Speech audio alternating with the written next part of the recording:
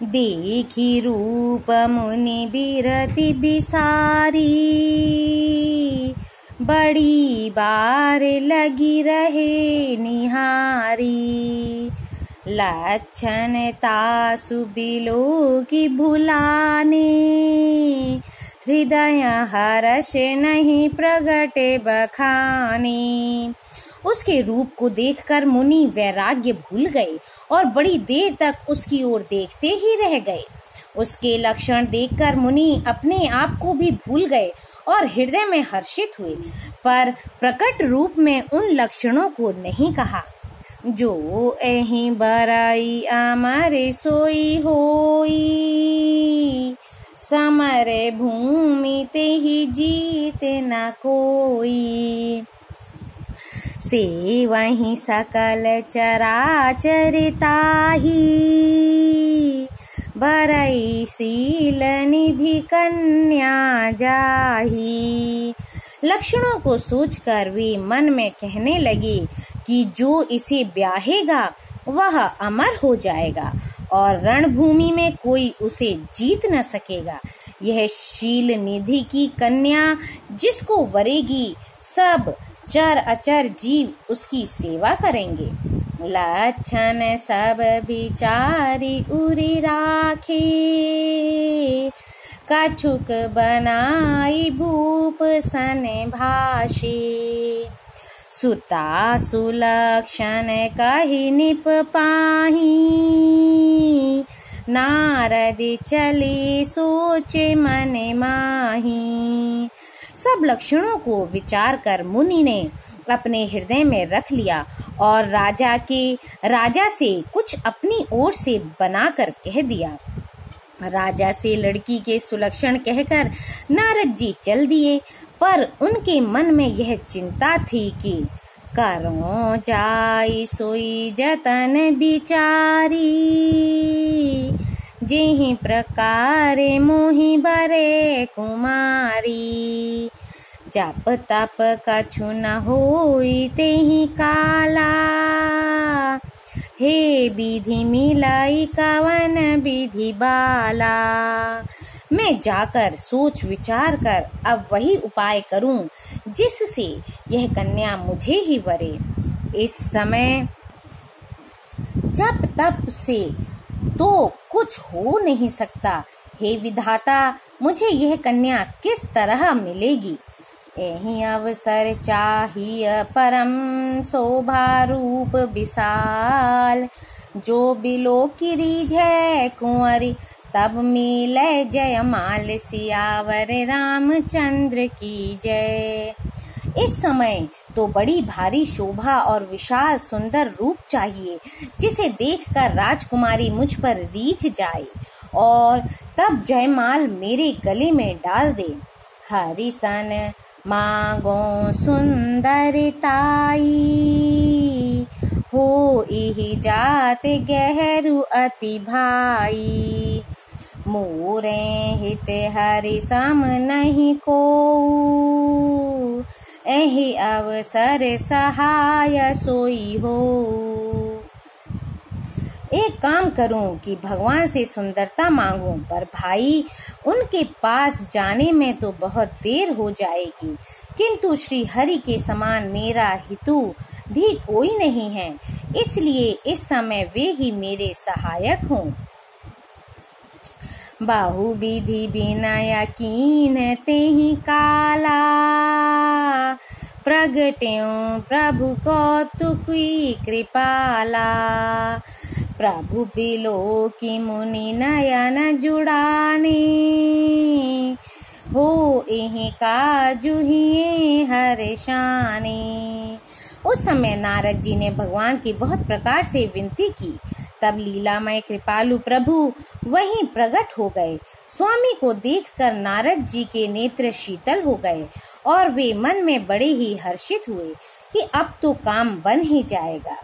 अति आरती कही कथा सुनाई, करहु कृपा करी होहु सहाई। आपन रूप देहु प्रभु मोहि, जान भांति नहीं पावो ओही। नारद जी ने बहुत आर्त दीन होकर सब कथा कह सुनाई और प्रार्थना की कि कृपा कीजिए और कृपा करके मेरे सहायक बनिए। हे प्रभु, आप अपना रूप मुझको दीजिए और किसी प्रकार में उस राजकन्या को नहीं पा सकता। जहि विधि नाथ होई हिति मोरा, करहूं सुबेगी दास मैं तोरा। निज माया बल देखी विशाला, हिय हंसी बोले दीन दयाला। हे नाथ, जिस तरह मेरा हित हो आप वही शीघ्र कीजिए। मैं आपका दास हूँ। अपनी माया का विशाल बल देख दीन दयालु भगवान मन ही मन हंसकर बोले, जहि विधि हो इहि परम हित, नारद सुनहु तुम्हार।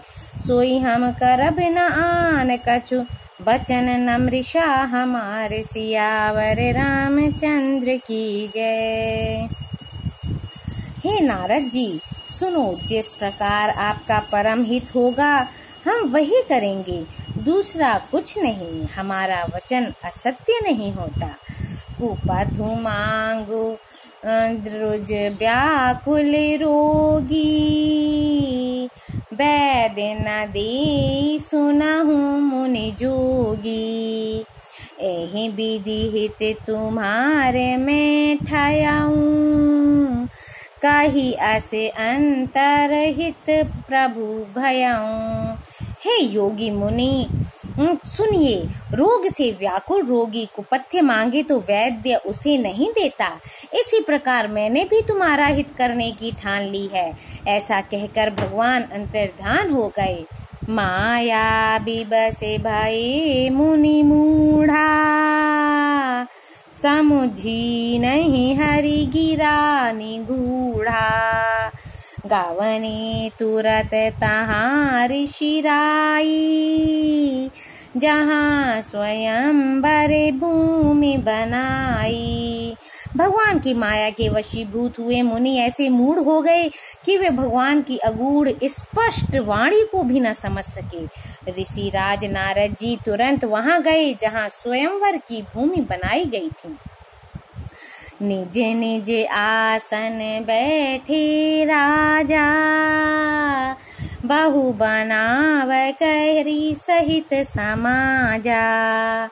मुनि मन हरष रूप अति मोरे, मोहित जी आनहि बरिहि न भूरे। राजा लोग खूब सज धज कर समाज सहित अपने अपने आसन पर बैठे थे। मुनि नारद मन ही मन प्रसन्न हो रहे थे कि मेरा रूप बड़ा सुंदर है, मुझे छोड़ कन्या भूल कर भी दूसरे को न वरेगी। मुनि हित कारण कृपा निधाना, दीन कुरूप न जाई बखाना। सो चरित्र लखी काहू न पावा, नारद जानि सबहि सिर नावा। कृपा निधान भगवान ने मुनि के कल्याण के लिए उन्हें ऐसा कुरूप बना दिया कि जिसका वर्णन नहीं हो सकता, पर यह चरित्र कोई भी न जान सका। सबने उन्हें नारद ही जानकर प्रणाम किया। रहे तहाँ दुई रुद्रगण, ते जानहि सब भेव। विप्रवेश देखत फिरहि, परम कौतुकी तेउ। सियावर रामचंद्र की जय। वहाँ दो शिव जी के गण भी थे। वे सब भेद जानते थे और ब्राह्मण का वेश बनाकर सारी लीला देखते फिरते थे। वे भी बड़े मौजी थे। जहीं समाज बैठे मुनि जाई, हृदय रूप अहमिति अधिकाई। तहाँ बैठे महेश गण दो, बेप्रवेश गति लखई न को।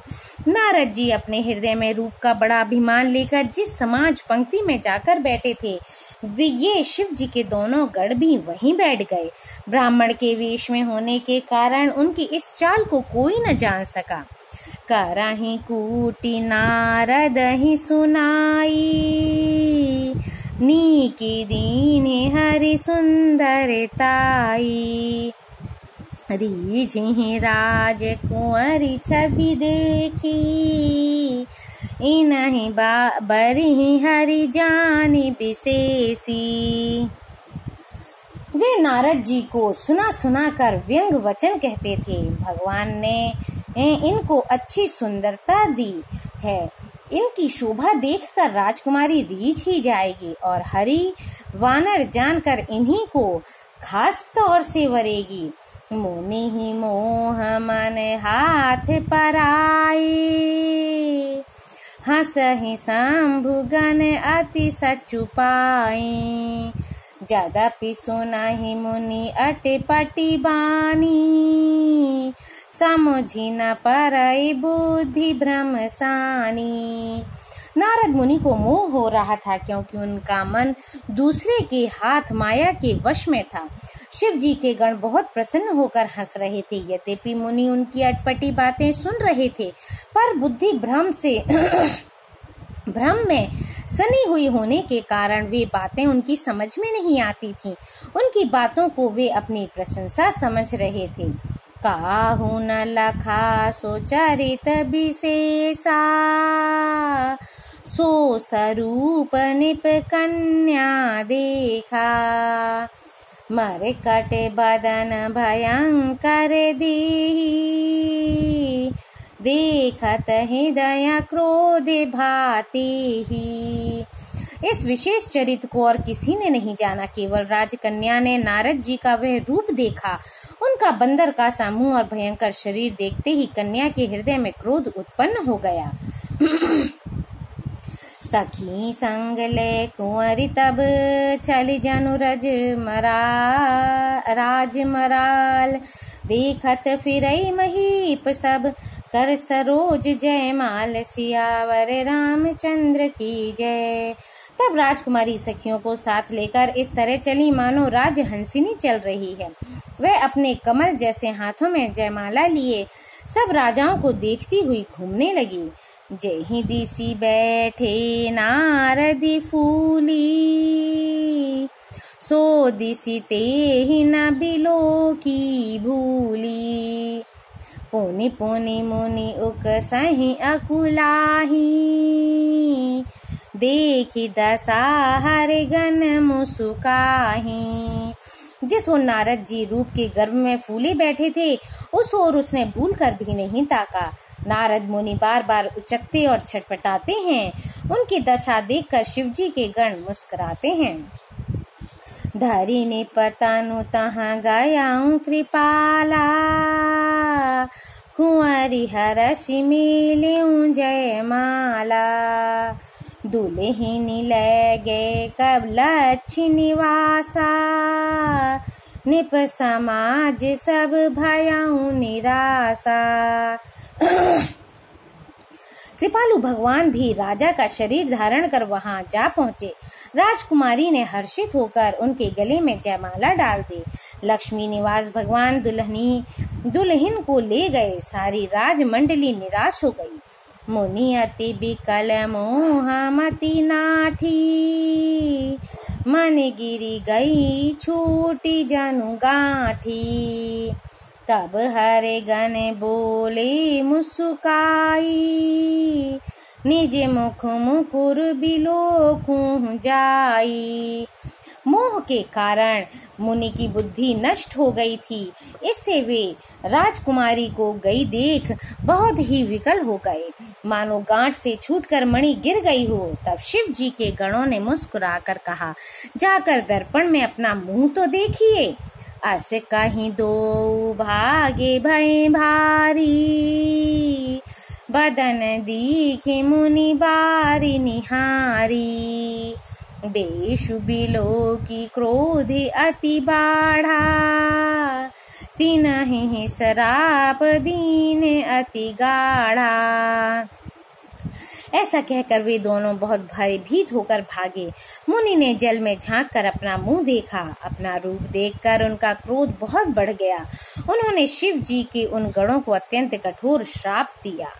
हो निशाचर जाय तुम कपटी पापी दो, हंसे हूँ हम ही सो फिले हूँ फल, बहुरी हंसे हूँ मुनि को सियावर रामचंद्र की जय।